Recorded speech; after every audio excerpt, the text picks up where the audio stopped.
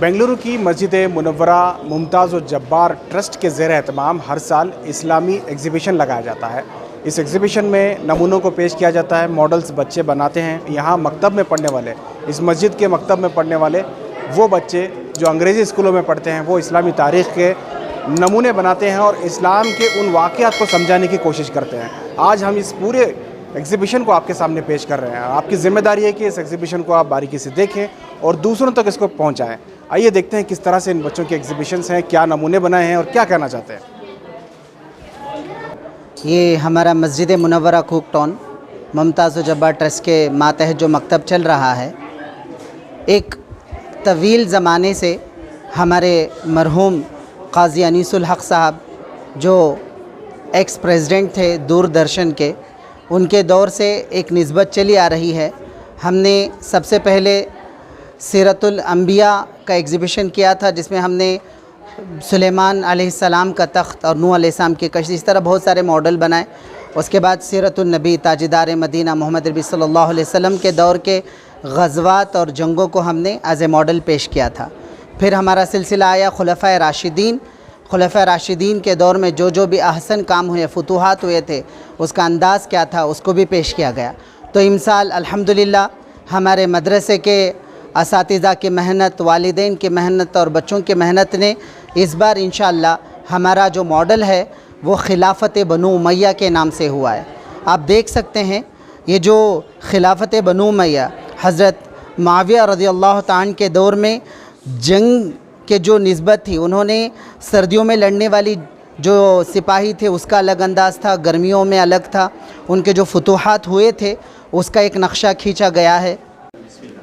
अस्सलामु अलैकुम वरहमतुल्लाहि वबरकातुहू। खिलाफत अम्बिया सल्तनत बनी उमैया के बानी अमीर मुआविया थे। आपका शुमार मुमताज़ सहाबा में होता था और आप सल्लल्लाहु अलैहि वसल्लम ने उन्हें कातिब वही होने का एज़ाज़ बख्शा था। आपने खुलफ़ाए राशिदैन के दौर में इस्लामी सल्तनत के लिए नुमाया खिदमत अंजाम दी। उमर फ़ारूक रज़ियल्लाहु अन्हु के दौर में दिमश्क के गवर्नर मुकर्रर हुए और उस्मान के दौर में तरक्की करते हुए पूरे शान के गवर्नर बन गए। आपकी खिलाफत का बाकायदा आगाज़ हज़रत अली की शहादत के बाद इमाम हुसैन के दस्तबरदारी के साथ हुआ। उन्होंने जिन उसूलों के तहत खिलाफत को चलाया वो खिलाफत राशिदा से बिल्कुल मुख्तलिफ थे। ईरान और रोमी तर्ज की शख्सी हुकूमत में उन्होंने एक बादशाह की हैसियत से हुकूमत की। बनु उमैया मक्के के फ़ौजी क़यादीन में से थे, इसलिए अमीर मुआविया में फ़ौज की तंजीम की तरफ से खुसूसी तवज्जो दी गई थी।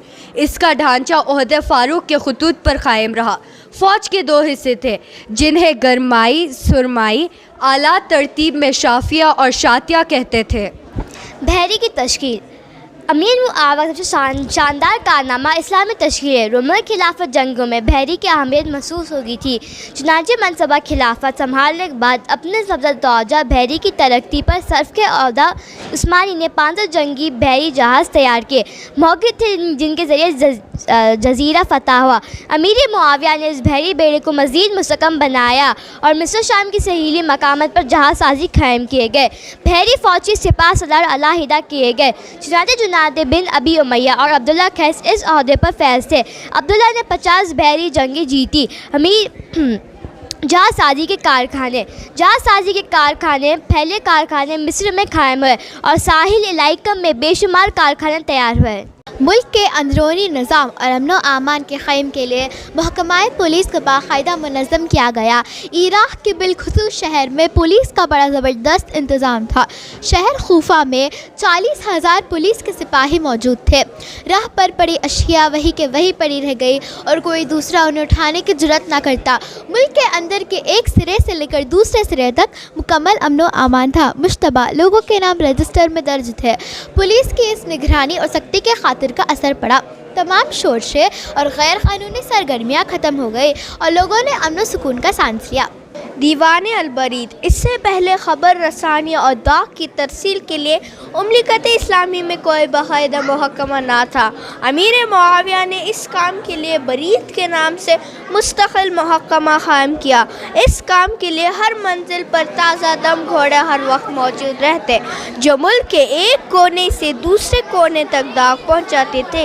हुकूमत मुल्क के हालात से अच्छी तरह बाखबर रहते। السلام علیکم ورحمۃ اللہ وبرکاتہ. میرا نام شوریم ہے. رفاع عامہ کے کام.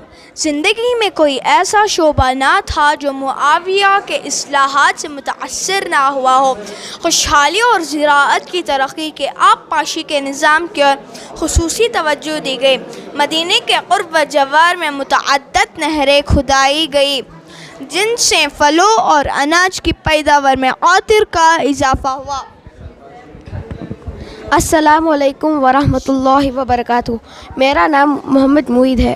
نہر مکل جو بصرہ میں حضرت عمر رضی اللہ تعالیٰ عنہ کے زمانے میں کھودی گئی تھی، اس کو دوبارہ کھدا کر آب پاشی کے قابل بنایا گیا. نئے شہروں میں لوگوں کی دینی فرائض کی بجاوری کے لیے مسجد تعمیر کرائی گئی. 680 میں امیر معاویہ کا انتقال 79 برس میں دمشق میں ہوا. جزاک اللہ خیر. السلام علیکم ورحمۃ اللہ وبرکاتہ. میرا نام محمد ریان سیٹھ ہے. امیر معاویہ کی مدت خلافت 29 سال چند ماہ رہی تھی. آپ نے تجہیز و تکفین کے بارے میں وصیت کی کہ رسول اللہ صلی اللہ علیہ وسلم کے کرتے مبارک کا کفن پہنایا جائے اور آپ کے ناخن مبارک اور منہ مبارک کو منہ اور آنکھوں پر رکھ دیا جائے. ان کے طفیل خدا مجھے بخش دے امیر معاویہ کے بیٹے یزید کی جانشینی کے بارے میں وصیت کی. میرا نام ابراہیم ندیم شریف ہے. زراعت کی ترقی کے لیے بہت نہریں جاری کرائی جن سے لاکھوں ایکڑ زمین سیراب ہوتی تھی. اس سے ملک کی زراعت میں بڑی ترقی ہوئی اور قحط سالی کا خطرہ جاتا رہا. السلام علیکم ورحمۃ اللہ وبرکاتہ. میرا نام عبد الرحمن. مدینے کے قرب و جوار میں نہر ارزق، نہر قزامہ، نہر سویدا وغیرہ متعدد نہریں کھدائے گئے. رحمۃ اللہ وبرکاتہ. میرا نام محمد حمزہ آصف. منجنیق کا استعمال مسلمانوں میں سب سے پہلے امیر معاویہ کے عہد میں ہوا. آج ہم آپ کے سامنے ایک امیت خلیفہ عبد الملک بن مروان اور اس کے زمانے میں ہوئے بدلاؤ کے بارے میں بتانے جا رہے ہیں. اب عبد الملک بن مروان 680 پر 5 ہجری میں عبد الملک مسند خلافت پر مطمئن ہوا. اس کی پیدائش حضرت عثمان بن عفان کے عہد خلاف 26 ہجری میں ہوئی. تخت نشینی کے وقت اس کی عمر 30 پر 9 سال کی تھی. مروان نے اپنے زندگی میں خالد بن یزید اور عمر بن سعید کو ولی عہدی سے خراج کر کے عبد الملک کے لیے بیعت حاصل کر لی تھی. مروان نے اس کی تعلیم و تربیت کی طرف پوری توجہ دی. اس کی پرورش مدینے کے علمی ماحول میں ہوئی اور ارباب علم و فضل اور اہل کمال کی صحبتوں سے وہ فیض یاب ہوا. اسی لیے اسے عمومی حکمرانوں میں سب سے زیادہ پڑھا لکھا سمجھا جاتا ہے. اگرچہ عبد الملک ایک انتہائی ناسازگار ماحول میں تخت نشینی ہوا، لیکن وہ محض اپنے عزم و استقلال، تدبر اور دو اندیشی کی وجہ سے قابو پایا. اسی لیے اسے ایک مستحکم عمومی حکومت کی بنیاد رہی.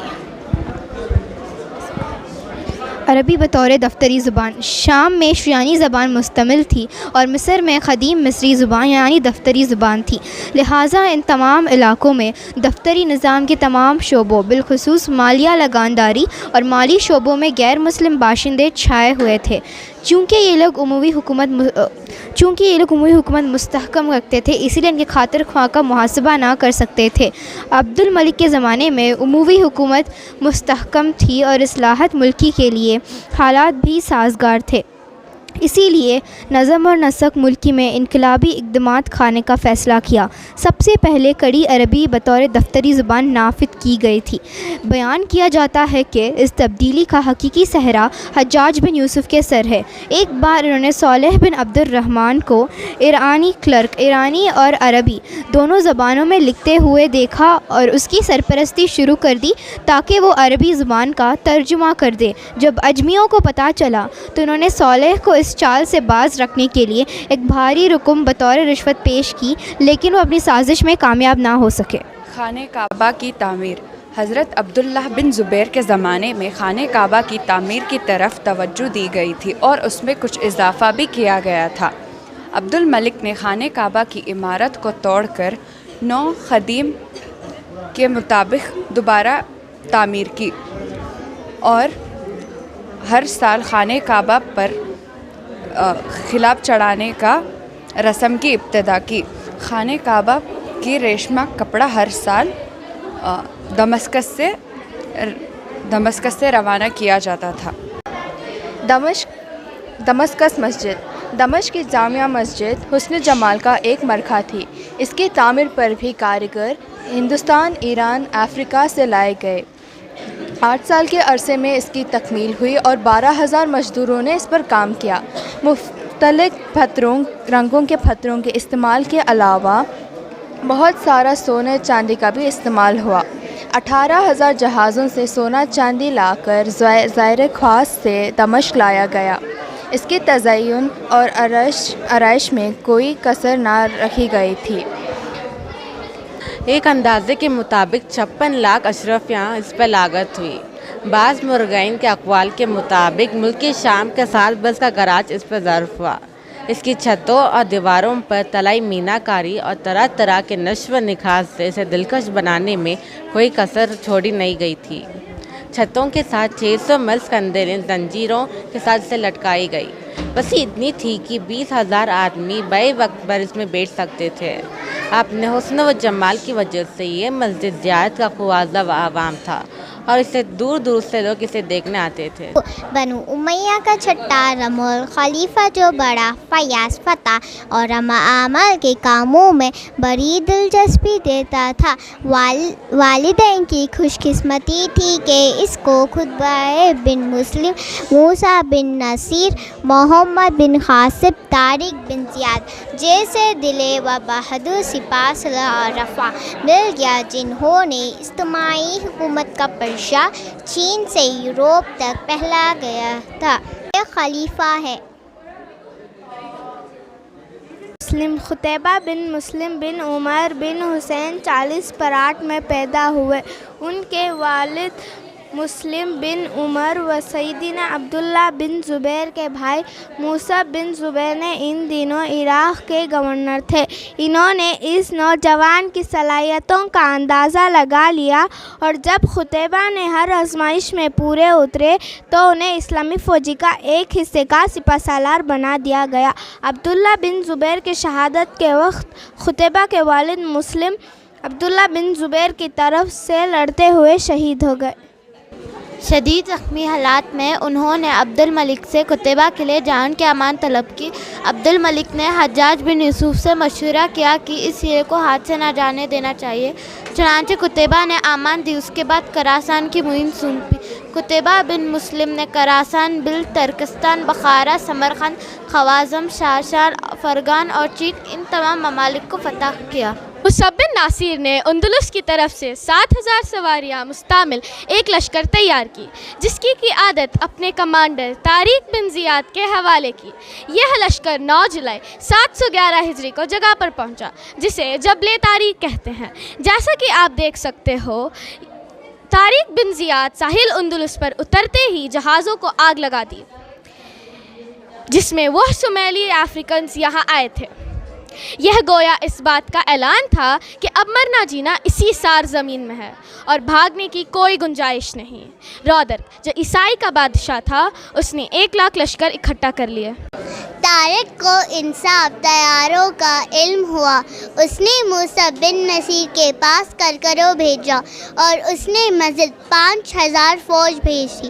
اس طرح سے 1 لاکھ کی اندلسی لشکر کے مقابلے میں 12,000 مجاہدین کی ایک جماعت تیار ہو گئی۔ دونوں فوجی آمنے سامنے ہوئی تو عجیب منظر تھا۔ ایک طرف 1 لاکھ لشکر جو ہر طرح سے اسلحے سے لیس تھا۔ اسلامی لشکر بہت بہادری سے لڑ رہا تھا، لیکن اپنے سے 8 گنا لشکر کو جیسے تمام سہولتیں حاصل ہو شکست دینے آسان نہ تھا۔ 8ویں روز طارق نے بھرپور حملہ کیا۔ ایسے فوج کا دیان بزو نے 7 عہد دیا۔ طارق نے پوزور قلبی پر اس بہادری سے لڑنے کی مسحل لشکر بھاگ کھڑا ہوا۔ مسلمان بن عبد الملک کو اسلامی تاریخ کے بہترین فوجی اور رہنما میں سے ایک سمجھا جاتا ہے۔ وہ اموی خاندان کے تاریخ میں بازل دینی سلطنت کو فتح کرنے والے سب سے کمانڈر ہے۔ معاویہ بن ابی سفیان کے بعد سب سے بڑے فوجی رہنما اور عرب کے سب سے بڑے قائدین جنہوں نے قسطنطنیہ کا مشاہرہ کیا۔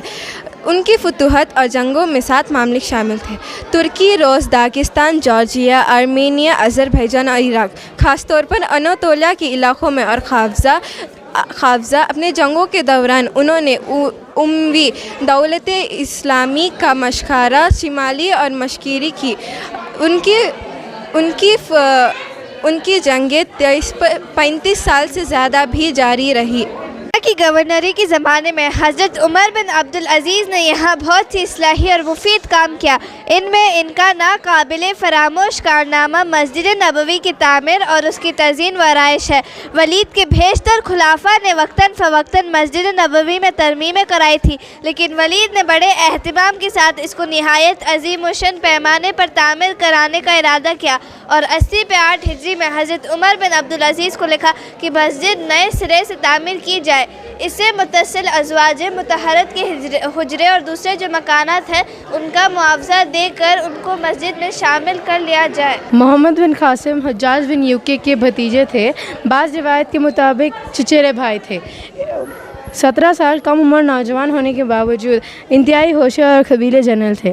نگرانی کے لیے حجاج بن یوسف نے 12,000 فوج تیار کی۔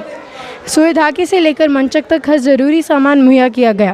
بھاری سامان ایک بحری بیڑے کے ذریعے روانہ کیا گیا۔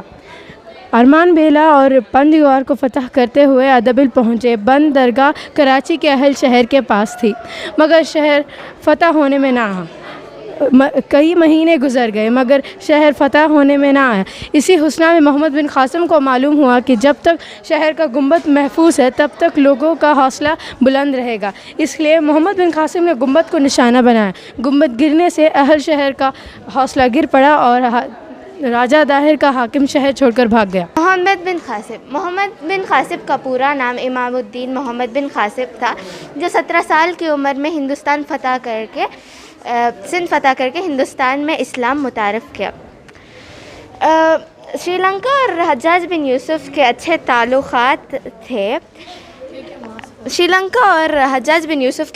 تعلقات تھے۔ ان تعلقات کو خوشگوار بنانے کے لیے اس نے کچھ قیمتی تحائف اور عورتوں اور بچوں کو ایک جہاز میں کر کے بصرہ روانہ کیا، لیکن جب انہوں مند پہنچے قوم کے کچھ ڈاکوؤں نے عورتوں کو قبضہ کر کے یہ جیل میں ان کو ٹارچر کیا۔ انہی عورتوں میں سے ایک عورت نے حجاج کا نام دہائی دی۔ ایک عورت نے اپنے خون سے ایک خط بھی لکھا تھا۔ اسلامی لشکر پیش قدمی کرتے ہوئے نرانی نامی گاؤں پر قبضہ ہو گیا۔ راجہ داہر کے بالکل سامنے ہی وقی قبضے کا جی جان مقیم تھا۔ درمیان میں صرف ایک جھیل تھا۔ مواقع اور راسل نے ایک کشتی کے ذریعے 3 آدمیوں جھیل کے باہر بھیجنا شروع کر دیا، یہاں تک کہ یہ تمام لشکر پار جا اترے۔ راجہ داہر نے اپنے اہل و عیال کو دراوت کے قلعے میں بند کیا اور خود لڑائی کی تیاری کی۔ راجہ داہر نے 100 ہاتھیوں، 10,000 زرہ پوش اور 30,000 پیدل فوج کے ساتھ دریائے سندھ کے کنارے مقابلے پر آئے۔ مقابلہ 4 دن تک جاری رہا۔ موزور ہاتھیوں پر مسلمان کا زور نہ چلا۔ آخری 5ویں دن مسلمان کچھ پچکاریوں کے ذریعے ہاتھیوں پر حملہ کیے، جس سے وہ بھاگ جا کھڑے ہو گئے۔ راجہ داہر کا ہاتھی بھی میدان سے بھاگا، لیکن راجہ داہر اپنے ہاتھی سے اتر کر پیادہ لڑتا رہا، یہاں تک کہ یہ عرب نے اس کا کام تمام کر دیا۔ راجہ کے مرتے ہی فوج دراوت کے قلعے کی طرف بھاگنے لگے۔ راجہ داہر کا دور اندیش وزیر نے بھانپ لیا تھا، اب مسلمان کا زور روکنا ناممکن تھا۔ اس نے طارق بن زیاد کے پاس جان بخشی کی درخواست کی، دعا کا یقین دلایا اور وہ عورتیں بھی پیش کی جس نے قزاقوں نے لوٹا تھا۔ ولید بن عبد الملک کے انتقال کے بعد سلیمان نے تخت نشے میں ہونے کے بعد بھی بڑے انتقامی سے جذبے سے کام لیتے ہوئے اسلام کے دین تاریخوں کو کیا اور خارج کرنے کی کوشش کی، لیکن اچانک موت کی وجہ سے وہ اپنے ارادوں کو نہ پائے۔ سلیمان تخت نشین ہوتے ہی حجاج بن یوسف کی دشمنی میں اسلام کے نامور افراد قتیبہ محمد بن قاسم کو بڑی ظالمانہ طریقے سے قتل کروایا اور موسیٰ بن نصیر موسیٰ بن نصیر اور طارق بن زیاد کو تنگ دست بنا کر پریشان کر مار دیا۔ قاسم حجاج کا رشتہ دار تھا۔ سلیمان کو حجاج سے نفرت تھی، اسی لیے تخت نشین ہوتے ہی سلیمان نے محمد بن قاسم کو معزول کر دارالحکومت واپس پلٹنے کا احکامات صادر کر دیا۔ 17 سال کا یہ نوجوان، جس کی ہمت و سیاحت کے بدولت سندھ فتح ہوا اور بر صغیر ہند و پاک میں پہلی بار کلمہ توحید کے منظم طور پر آبیاری ہوئی، اپنے ہی ہاتھوں افسوسناک انجام سے دوچار ہوا۔ اس کے حسین انتظام اور رعایا پروری کا یہ عالم تھا کہ اس کی موت کی خبر سن کر سندھ کے لوگوں نے اس کی مورتیوں کو دیوتا کے روپ میں پوجنا شروع کر دیے۔ فتح اسپین موسیٰ بن نصیر اور طارق بن زیاد سلیمان کے غصے سے بچ نہ سکے۔ تخت نشین ہوتے ہی سلیمان نے موسیٰ اور طارق بن زیاد کے تمام اعزازات سے محروم کر دیا اور تمام جائیداد ضبط کر لیے۔ یہی نہیں، جو بھی موسیٰ کی مدد کے لیے آگے آیا اس پر کئی لاکھ کے جرمانہ نافذ کر دیا اور موسیٰ کو اس جرمانے سے ادا نہ کر سکے، جبکہ یہی موسیٰ ایک زمانے میں اسپین کے فاتح تھے۔ اب سلیمان کی وجہ سے یہ لقمے بھی میسر نہ ہو سکے۔ قتیبہ بھی حجاج کا وفادار ساتھی تھا۔ تخت نشین ہونے کے بعد قتیبہ کو یہ خطرہ محسوس ہوا کہ سلیمان اپنی دشمنی کی وجہ سے سارے جائیداد چھین لے گئے۔ قتیبہ نے فوراً سلیمان سے خطوط کے ذریعے وفاداری کا یقین دلایا۔ اس وجہ سے سلیمان نے بھی اب تک اس کے خلاف کوئی قدم نہ اٹھایا تھا، لیکن قتیبہ نے موقع پا کر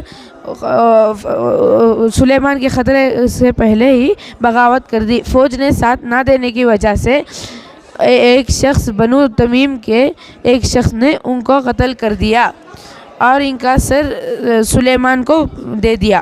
718 عیسوی میں وابق کے مکان پر سلیمان بن عبد الملک بیمار ہوئے۔ جب زندگی کی کوئی امید باقی نہ رہی تو اپنے وزیر رجا بن حیوہ کو بلا کر اپنے جانشین کے بارے میں رائے لی۔ سلیمان نے رجا کے مشورے کے مطابق ہی حضرت عمر بن عبدالعزیز اور یزید بن عبد الملک کو آلات ترتیب کر کے اپنے جانشین کے بارے میں ایک وصیت نامہ لکھا اور اسے مہر باندھ کر کے کعب بن جابر افسر پولیس کے حوالے کیا کہ وہ اس وصیت نامے پر بنو امیہ سے بیعت لی۔ چنانچہ سلیمان کی زندگی ہی میں رجا بن حیوہ نے بیعت لی۔ جب اعلان خلافت ہو رہا تھا تب 2 آوازیں ان للہ کے بیک سنا گئی، ایک ہشام کے منہ سے جسے حکومت کھو جانے کا غم تھا، دوسری طرف حضرت عمر بن عبدالعزیز جسے حکومت مل جانے کا افسوس تھا۔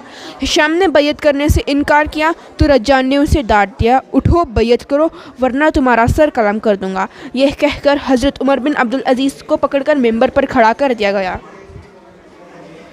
عمر بن عبدالعزیز اس عظیم ذمہ داری کے اٹھانے سے لرزاں تھے۔ خلیفہ مقرر ہونے کے بعد آپ پر گھبراہٹ کا عالم طاری تھا۔ آپ خود اس کے خواہش مند نہ تھے۔ انہیں نزدیک خلافت موروثی نہیں بلکہ ایک جمہوری ادارہ تھی۔ لہٰذا سلیمان کے دفن کرنے کے بعد مسجد میں آئے، ممبر پر چڑھے اور لوگوں سے مخاطب کرتے ہوئے کہے، اے لوگوں، میری خواہش اور عام مسلمانوں کی رائے لیے بغیر مجھے خلافت کی ذمہ داری میں مبتلا کیا گیا ہے۔ اسی لیے میری بیعت کا جو توق تمہاری گردنوں میں ہے خود اسے اتار دیتا ہوں، تم جسے چاہو اپنا خلیفہ بنا لو۔ یہ تقریر سن کر سب نے بلند آواز سے کہا، ہم نے آپ کو اپنے لیے پسند کیا اور آپ سے راضی ہوئے۔ اس کے بعد آپ خدا اور اس کے رسول کے احکامات کے منشا کو لوگوں کے لیے بیان کرنے کو کہا۔ اے لوگوں، جس نے خدا کی اطاعت کی اس کی اطاعت لوگوں پر واجب ہے، جس نے خدا کی نافرمانی کی اس کی نافرمانی لوگوں پر ضروری نہیں۔ اگر میں اللہ تعالیٰ کی اطاعت کروں تو میری اطاعت ضروری جانو، اگر میں اللہ تعالیٰ کی نافرمانی کروں تو میری نہ مانو۔ لوگوں نے ایک بار پھر آپ کی اطاعت کی اور اس طرح بیت عمل حاصل کرنے کے بعد اپنے خلیفہ اسلام کی حیثیت سے اپنے کام کا آغاز کیا۔ खलीफा मुकर्रर होने के बाद जब आप अवाम के सामने आए तो लोग उनके एहतराम में खड़े हो गए। उसमें लोगों का मुखातब करते हुए फरमाया, ए लोगों, अगर तुम हमारे एजाज़ में खड़े होंगे तो हम भी खड़े हो जाया करेंगे, तुम बैठोगे तो हम भी बैठेंगे। लोग खुदा के हुजूर जब खड़े होते हैं तो अल्लाह ताला ने इंसानों पर कुछ बात फ़र्ज़ और कुछ बात सुन्ना कर दी। जिन्होंने इनकी पाबंदी की वो कामयाब हुए और जिन्होंने इनका लिहाज ना रखा वो तबाह हुए। आज का जो हमारा टॉपिक है हज़रत उमर बिन अब्दुल अज़ीज़ के बारे में। आपने बारे खिलाफत निभाने के बाद ये ऐलान किया, ए लोगों, जिन जिन के माल व जायदाद ज़बरदस्ती छीन लिए गए हैं उनकी शिकायत पेश करें, क्योंकि आज इसकी शिकायत पेश होगी। उनके माल जायदाद पर नाजायज़ कब्ज़ा जमा लिया गया है, उनको उनका असली हक़ वापस मिलेगा। चुनांचे इस ऐलान के बाद जागीरों की दस्तावेज़ मंगवाई गई और ये कहा कि हज़रत उमर बिन अब्दुल अज़ीज़ ने ये वादा किया था कि हम आप सबको उनका असली हक़दार ला के देंगे। बैतुल माल के अंदर और बाहर के हिस्से में बड़ी बेउनवानियाँ थी। जायज़ और नाजायज़ इनकम में कोई तफरीक न था। हर तरह की नाजायज़ आमदनियों से ख़जाना भरा जाता था, फिर फजूल खर्ची से काम लिया जाता था। बैतुल माल जो कौमी अमानत थी, ज़ाती ख़जाना बन गया था। उसका बड़ा हिस्सा खुलफा के ज़ाती मसारिफ़ और उनके आइश व इशरत में सर्फ होता था। हज़रत उमर बिन अब्दुल अज़ीज़ दोनों बेउनवानियों का तदारुक किया, शाही ख़ानदान के तमाम मखसूस वजीफ़े बंद करा दिए, खिलाफत के आराइश व ज़ीबाइश के मसारिफ़ बिल्कुल ख़त्म कर दिए गए। हज़रत उमर बिन अब्दुल अज़ीज़ के तख्त नशीनी के बाद शाही इस्तंबुल के दारोगा में सवारियों के अखराजात तलब किए तो हुक्म दिया कि उन्हें बेच कर उनकी कीमत बैतुल माल में दाखिल कर दी जाए। जहाँ तक मेरा मामला है, मेरा खच्चर मेरे लिए काफ़ी है। हज्जाज बैतुल माल की आमदनी बढ़ाने के लिए हज्जाज नौ मुस्लिमों से भी जिज़िया यानी टैक्स लेता था। आपने हुक्म जारी कर दिया कि जो लोग मुसलमान हो जाए उन्हें जिज़िया साखिब कर दिया जाएगा। इस हुक्म पर इतने आदमी मुसलमान हुए कि जिज़िया की आमदनी घट गई। बिस्मिल्लाह। बैतुल माल को फिर मुसलमानों की अमानत बना दिया और उसको उनके ज़रूरात के लिए मकसूद कर दिया। जितनी भी इनकम आती थी वो सारी इनकम जाकर ये अपाहिजों को दी जाती थी, और जिस अपाहिजों को वजीफ़ा मिलता था और जो अपाहिजों को वजीफ़ा नहीं देते थे उनको कड़क से कड़क सज़ा दी जा सकती थी। हज़रत महबूब ने महरान ने कहा था कि लोगों के साथ तो सलूक किया जाता है, लेकिन एक तंदुरुस्त आदमी को वजीफ़ा नहीं दिया जा सकता। ये हज़रत उमर बिन अब्दुल अज़ीज़ की बरकत थी कि नाजायज़ आमदनी, सद्देबाद और मुसाफिर खैर कसरत के बावजूद बैतुल माल पर कोई ख़ास असर नहीं पड़ा, बल्कि बाज़ मुल्कों के महासिल में हैरत अंगेज़ इजाफ़ा हो गया। चुनांचे इराक़ की आमदनी हज्जाज के ज़ालिमाना दौर से भी बढ़ गए। हज्जाज के ज़माने में बावजूद ज़ालिमाना